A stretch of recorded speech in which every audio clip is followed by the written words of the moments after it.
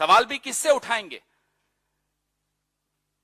तो diplomatic failure मैं नहीं समझता, जैसा कि मेरे कुलीग ने बड़ा सही कहा, न हम इस पे रक्षा मंत्री पर सवाल उठा सकते हैं, न विदेश मंत्री पर सवाल उठा सकते हैं, न ही शायद डोवल जी पर उठा सकते हैं। प्रधानमंत्री सीधे सीधे जिम्मेदार हैं, क्योंकि वो क्लीन चिट उन्होंने दी थी। और जब पेंटागन ने वो 101 मकानों के गांव की बात बताई कि अरुणाचल प्रदेश में अपर संजागिरी डिस्ट्रिक्ट में झील के किनारे पे एक गांव बसा दिया है, और हमने जब सवाल यहीं इसी मंच से उठाया तो हमें कहा गया कि अरे साहब, ये तो नेहरू जी के वक्त से विवादित है। विवादित होना अलग बात होती है, विवादित पे कब्जा हो जाना अलग बात होती है।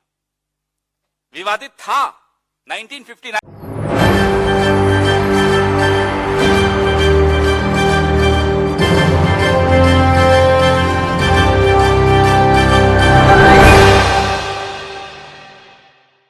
नमस्कार, आपके साथ मैं हूं ऋतिक सबिता। स्वागत है आपका SPN 9 न्यूज में। हमारे देश के प्रधानमंत्री जिस तरीके से देश के लिए काम कर रहे हैं, क्या आप इस काम से सहमत हैं? क्या आप प्रधानमंत्री के कामों को बहुत अच्छा मानते हैं? क्या आप प्रधानमंत्री के किए हुए कामों से एग्री हैं? देखिए, जिस तरीके से प्रधानमंत्री देश के लिए काम कर रहे हैं, मुझे लगता है कि बहुत अच्छा काम कर रहे हैं। क्या आपको लगता है कि अच्छा काम कर रहे हैं? देखिए, ऐसा मैं नहीं कह रहा हूं, ऐसा बार बार जो है विपक्ष कह रहा है। विपक्ष ये कह रहा है कि प्रधानमंत्री की इच्छाधारी इच्छाओं का क्या होगा, प्रधानमंत्री जो इच्छाधारी रूप रखते हैं उनका क्या होगा। यहां पर पवन खेड़ा ये कहते हुए नजर आ रहे हैं कि प्रधानमंत्री जिन वादों को करते हैं स्वयं भूल जाते हैं। प्रधानमंत्री सिर्फ अपने वादों को नहीं भूलते हैं, प्रधानमंत्री जनता से किए हुए वादे को भूल जाते हैं। लेकिन प्रधानमंत्री को ये याद रहता है कि उनको चश्मा कब लगाना है, उनको कपड़े कितनी बार चेंज करने हैं, कौन से ड्रेस पर कौन से जूते पहनने हैं, उनको ये याद रहता है। लेकिन जब गरीब की बात आती है तो प्रधानमंत्री अपना मुंह शांत कर लेते हैं। जब चीन की बात आती है तो प्रधानमंत्री अपना मुंह शांत कर लेते हैं। जब प्रधानमंत्री से सवाल किए जाते हैं तो प्रधानमंत्री चुप्पी साध लेते हैं और ये कह रहे हैं कि संसद में जब हम अपनी आवाज खड़ी करते हैं तो संसद में हमारी धज्जियों को उड़ा दिया जाता है, हमारी माइक बंद कर दिया जाता है, हमसे लड़ाई कर ली जाती है, हमसे बैर रख लिया जाता है। और यही वजह है कि आज प्रधानमंत्री जो है चुप्पी साध लेते हैं और कांग्रेस पार्टी के सवालों का जवाब नहीं दे पाते हैं। तो क्या आपको लगता है कि पवन खेड़ा जो बात कह रहे हैं, पवन खेड़ा ने जो बात कही वो सही है? क्योंकि पवन खेड़ा ये कह रहे हैं कि लगातार महंगाई इतनी चरम पर पहुंच गई है कि लोग महंगाई से मर रहे हैं, कोरोना से नहीं मरे हैं। पवन खेड़ा ये भी कह रहे हैं कि आज बेरोजगार इतने चरम पर है कि युवा पकौड़ा बेचने के लिए पकौड़े का सामान भी नहीं खरीद पा रहा है, बेसन नहीं खरीद पा रहा है, धनिया मिर्ची प्याज नहीं खरीद पा रहा है। तो क्या पवन खेड़ा सही कह रहे हैं? आप मुझे बताइए कि जिस तरीके से प्रधानमंत्री, जी हाँ, हमारे देश के प्रधानमंत्री अपना इतिहास लिखने में लगे हैं, ये लाजमी है कि हमारा देश सर्वोपरि है। जब बार बार इनसे पूछा जाता है, सवाल किए जाते हैं कि आप चीन पर टिप्पणी क्यों नहीं करते हैं, आप चीन पर बात क्यों नहीं करते हैं, आप चीन से सवाल क्यों नहीं पूछते हैं, क्यों आखिर चीन भारत में घुसने की कोशिश कर रहा है, आखिर क्यों चीन पाकिस्तान में तब्दील होता चला जा रहा है, लेकिन प्रधानमंत्री इस पर बात करने के लिए तैयार नहीं होते हैं। और नुकसान किसका होता है? प्रधानमंत्री का नहीं होता है, नुकसान हमारे सैनिकों का होता है। हमारे सैनिक को मार दिया जाता है, हमारे सैनिकों का घर उजड़ जाता है। हालांकि हम लोग जवाब देते हैं चीन को, 40 मरते तो 400 मारते हैं, लेकिन ये खून की राजनीति कब तक खून का ये जो है ड्रामा चलता रहेगा।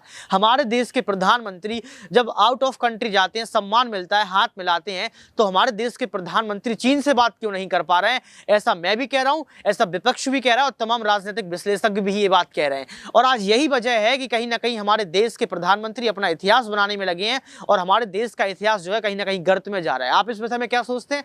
कमेंट बॉक्स में जरूर बताएं। आज के लिए सिर्फ इतना ही। देखते रहिए SPN 9 न्यूज। पहला दिन था हमारी देश की सुरक्षा के लिए, वो 19 जून 2020 था, जब क्लीन चिट प्रधानमंत्री दे रहे थे।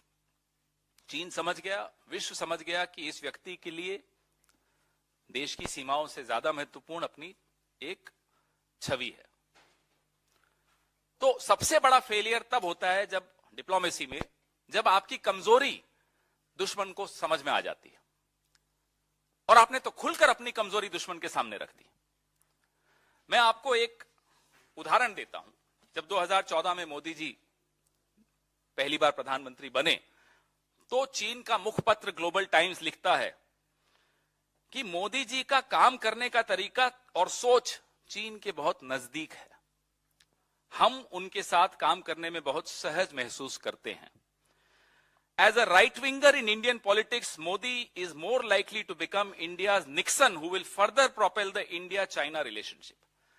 ये जो अप्रूवल सीकिंग की जो आदत है ना, अंग्रेजी में तो इसको अप्रूवल सीकिंग कहते हैं, मोदी जी की जो ये कमजोरी दुश्मन देश के हाथ में आ गई है कि साहब इनकी तारीफ कर दो तो ये बिछ जाएंगे आपके लिए।